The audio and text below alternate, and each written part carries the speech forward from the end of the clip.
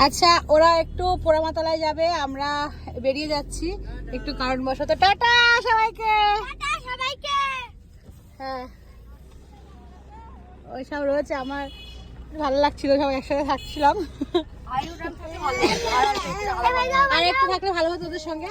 আর আজকে যে বাড়ি থেকে বানিয়ে নিয়ে এসেছিল মা রুটি, ঘুগনি আর একটা করে মিষ্টি সবার জন্য, তো আমাদেরকে দিয়ে দিয়েছে, আমরা আমাদের মতো খেয়ে নিয়েছি।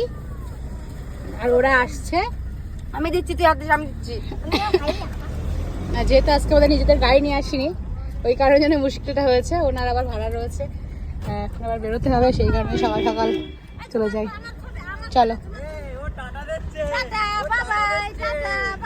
হ্যাঁ চলো চলো চলো।